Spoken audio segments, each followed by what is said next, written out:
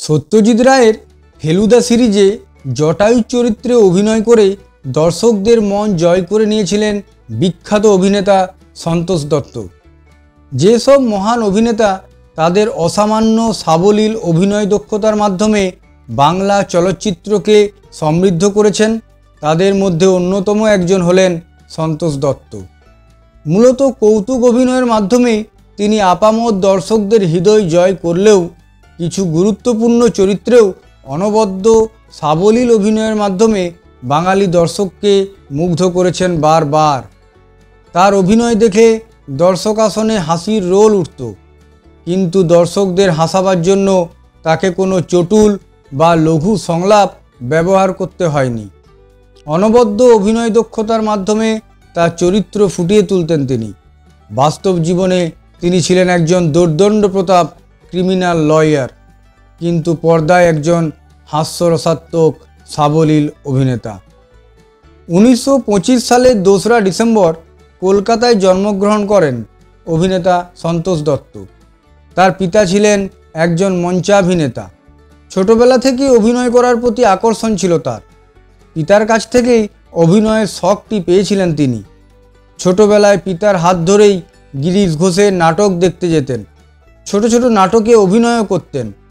বিদ্যাসাগর কলেজে যখন তিনি 3rd ইয়ারে পড়েন, তখনই মাত্র 19 বছর বয়সে তার বিয়ে দিয়ে দেন তার পিতা। পাত্রী ছিলেন মানিকতলার কারবালা ট্যাঙ্ক লেনের বাসিন্দা প্রতিমা দেবী। পেশাগতভাবে অভিনয় জগতে প্রবেশ করবার আগে তিনি তৎকালীন ইম্পিরিয়াল ব্যাংক, যেটি বর্তমানে স্টেট ব্যাংক অফ ইন্ডিয়া, সেখানে চাকরিতে যোগদান করেন। চাকরি করার পাশাপাশি আইন নিয়েও পড়াশোনা করেন। অভিনয় চলতে থাকে বিভিন্ন নাটকে। একদিন তিনি জানতে পারলেন তাকে উড়িষ্যায় বদলি করে দেওয়া হয়েছে। তখন তিনি মনস্থির করলেন তিনি চাকরি ছেড়ে দেবেন। ব্যাংকের চাকরি থেকে ইস্তফা দিয়ে শুরু করলেন ওকালতি। আইনজীবী হিসেবেও তিনি যথেষ্ট সফল। অনেক জটিল এবং গুরুত্বপূর্ণ মামলা লড়েছেন তিনি। নাটক ও থিয়েটারে অভিনয় তাকে বরাবরই আকর্ষণ করত। থিয়েটারের প্রতি আন্তরিক আকর্ষণ থেকেই একসময় সবিতাব্রত দত্ত, নির্মল কুমার দের মতো ব্যক্তিত্বদের নিয়ে গড়ে তুলেছিলেন আনন্দম নাট্যগোষ্ঠী। পরে এই নাট্যগোষ্ঠীর নাম হয়েছিল রূপকার। 1957 সালে রূপকার নাট্যগোষ্ঠী মহারাষ্ট্র নিবাস হলে সুকুমার রায়ের চলচ্চিত্র চঞ্চরী মঞ্চস্থ করে। সেই নাটকে ভবদুলালের চরিত্রে অভিনয় করেন সন্তোষ দত্ত। দর্শক আসনে ছিলেন বিখ্যাত পরিচালক সত্যজিৎ রায়। জহুরির চোখ, তাই রত্ন চিনতে সময় লাগেনি তার। সেদিনই সত্যজিৎ রায় অনুধাবন করেছিলেন সন্তোষ দত্তর অভিনয় দক্ষতা ভারতীয় সিনেমাকে সমৃদ্ধ করবে। 1958 সালে রায়শেখর বসুর গল্প অবলম্বনে পরশ পাথর চলচ্চিত্রটি নির্মাণ করেন সত্যজিৎ রায়। এই চলচ্চিত্রে একটি ঘোষকের চরিত্রের জন্য তিনি সন্তোষ দত্তকে নিয়েছিলেন। এই ছোট্ট চরিত্রটি অসাধারণ দক্ষতার সঙ্গে ফুটিয়ে তুলেছিলেন সন্তোষ দত্ত। এই শুরু। তারপর তিনি সত্যজিৎ রায়ের বিভিন্ন সিনেমায় অভিনয় করেন। বাঙালির দর্শকদের কাছে সর্বাধিক জনপ্রিয় হয়েছেন তার জটায়ু চরিত্রটির জন্য। গোয়েন্দা ফেলুদার বন্ধু লালমোহন গাঙ্গুলি ওরফে জটায়ু সত্যজিৎ রায়ের অমর সৃষ্টিগুলির মধ্যে অন্যতম। সত্যজিৎ রায়ের মতো চলচ্চিত্রকার এই জগতে দুর্লভ। সৌমিত্র চট্টোপাধ্যায়ের বুদ্ধিদীপ্ত চেহারা দেখে তিনি যেমন ফেলুদার চরিত্রটি কল্পনা থেকে বাস্তবে নামিয়ে এনেছেন, তেমনি সন্তোষ দত্তকে দেখার পর জটায়ু চরিত্রের অবতারণা করেছিলেন। সোনার কেল্লা ছবিতে প্রথম এই চরিত্রের সঙ্গে আলাপ হয় বাঙালি দর্শকের, আর এই প্রথম আলাপেই বাঙালি দর্শকদের হৃদয়ে স্থান করে নেন সন্তোষ দত্ত। সত্যজিৎ রায় বলেছিলেন, সন্তোষ দত্ত ছাড়া জটায়ু আর কেউ করতে পারবে না। অত বড় একজন পরিচালকের কাছ থেকেই এই প্রশংসা থেকেই বোঝা যায় সন্তোষ দত্ত কত বড় মাপের অভিনেতা ছিলেন। সোনার কেল্লা সিনেমার গল্পটি রাজস্থানের প্রেক্ষাপটে, তাই ঠিক হয় শুটিং সেখানেই হবে। সন্তোষ দত্তকেও প্রায় 1 মাস রাজস্থানে শুটিংয়ের জন্য থাকতে হবে। কিন্তু সে সময় এক জটিল হত্যা সংক্রান্ত মামলা নিয়ে দিন রাত খেটে চলেছেন সন্তোষ দত্ত। যেদিন রাজস্থান যাওয়ার কথা সেদিনই পড়েছিল মামলার শুনানির তারিখ। তখন মামলার দিনক্ষণ পিছিয়ে দেওয়া অত সহজ ছিল না। নিরুপায় হয়ে সন্তোষ দত্ত ফোন করলেন বিরোধী পক্ষের আইনজীবীকে। খুলে বললেন সমস্ত কথা। সকলেই তাকে খুব ভালোবাসতেন, তাই বিরোধী পক্ষের আইনজীবীও তাকে সাহায্য করলেন। মামলা পিছানোর আর্জি নিয়ে জজ সাহেবের কাছে পিটিশনও জমা দেন। অবশেষে মামলার ডেট পিছিয়ে যায়। সোনার কেল্লা সিনেমার শুটিংও হলো। বাংলার দর্শক পেল জটায়ু রূপে এক অনবদ্য অভিনেতাকেই। তারপর একের পর এক চলচ্চিত্রে অভিনয় করেন সন্তোষ দত্ত। সত্যজিৎ রায়ের তিন কন্যা, জয় বাবা ফেলুনাথ, গুগা বাবা, হীরক রাজার দেশে এইসব সিনেমায় অভিনয়ের মাধ্যমে বাংলার দর্শকদের মন জয় করেছেন। 1961 সালে রবীন্দ্র জন্মশতবর্ষে সত্যজিৎ রায় 3টি রবীন্দ্র কাহিনী পোস্টমাস্টার, মণিহারা এবং সমাপ্তির চিত্ররূপ দেন এবং এই 3টি ছবি একত্রে 3 কন্যা নামে প্রদর্শিত হয়।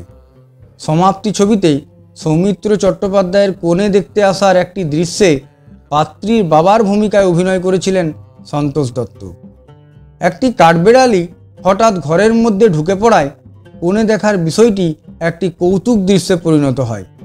এই ছোট্ট পরিসরে অসাধারণ অভিনয় করেন সন্তোষ দত্ত। পুত্র সন্দীপ রায়ের অনুরোধে প্রথমবার ছোটদের জন্য চলচ্চিত্র নির্মাণে উদ্যোগী হন সত্যজিৎ রায়।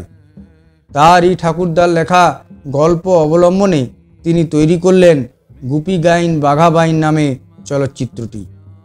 এই চলচ্চিত্রে শুন্ডির রাজা এবং হাল্লার রাজার দ্বৈত চরিত্রে অভিনয় করেন সন্তোষ দত্ত। শুন্ডির ভালো রাজা এবং হাল্লার মন্দ রাজা, যারা আদতে দুই ভাই, এই দুই বিপরীতধর্মী ভূমিকায় অসাধারণ অভিনয় করেন সন্তোষ দত্ত। ভালো রাজার সহজ সরল অভিব্যক্তি এবং খারাপ রাজার হিংস্র কুটিল অভিব্যক্তি দুর্দান্ত অভিনয়ের মাধ্যমে ফুটিয়ে তুলেছিলেন। সত্যজিৎ রায়ের সিনেমা ছাড়াও পূর্ণেন্দু পত্রীর মালঞ্চ, অমল সুরের গোপাল ভাঁড়, পীযূষ বসুর সিস্টার, ব্রজবুলি, তরুণ মজুমদারের গণদেবতা, দীনেন গুপ্তর মর্জিনা আবদুল্লাহ, সলিল দত্তের ওগবধূ সুন্দরী, পার্থপ্রতিম চৌধুরীর যদুবংশ, পূজারিণী, উমানাথ ভট্টাচার্যের চার মূর্তি, নবীন মাস্টার, শ্রীমান পৃথ্বীরাজ, ঘটকালি, শোরগোল, হুলস্থুল, খেলার পুতুল, সুবর্ণলতার মতো বহু ছবিতে সন্তোষ দত্ত তার অভিনয় দক্ষতা দেখিয়েছেন। মহানায়ক উত্তম কুমারের শেষ সিনেমা ওগবধূ সুন্দরীতে অবলাকান্ত চরিত্রটি দর্শকেরা আজও মনে রেখেছে। বাস্তব জীবনে তিনি ছিলেন অত্যন্ত ভালো মানুষ। পরিবারের প্রতি ছিল তার অগাধ দায়িত্ববোধ, অগাধ পাণ্ডিত্যও ছিল তার মধ্যে। হাতের লেখা ছিল অতীব সুন্দর। বিভিন্ন কায়দার হরফে লিখতে পারতেন ক্যালিওগ্রাফিও। তার মতো মহান অভিনেতার যতটা সম্মান ও স্বীকৃতি পাওয়ার দরকার ছিল ততটা তিনি পাননি। সত্যজিৎ রায় বলেছিলেন, তুলসী চক্রবর্তী, উৎপল দত্ত, রবি ঘোষ, সন্তোষ দত্তর মতো অভিনেতারা বিদেশে জন্মালে একাধিক অস্কার পেতেন। শেষে ফুসফুসের ক্যান্সার ধরা পড়ল। ঠাকুরপুকুর ক্যান্সার হাসপাতালে ভর্তি হলেন।